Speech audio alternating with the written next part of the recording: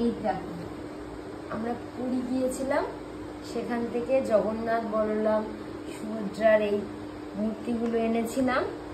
তো পাড়া হয়নি, ছোটটা পেরে রেখেছিলাম, ছোটটার হাতটা একটু লেগে একটু ইয়ে হয়ে গিয়েছে, যার জন্য ভাবলাম যে না, ওটা জলে দিয়ে আজকে নতুনগুলো পারবো। কোনটা কোন দিকে বসাই? জগন্নাথ, বলরাম, সুভদ্রা, সুভদ্রাকে মাঝখানে দিয়ে দিলাম। সবাইকে শুভ লক্ষ্মী পুজো।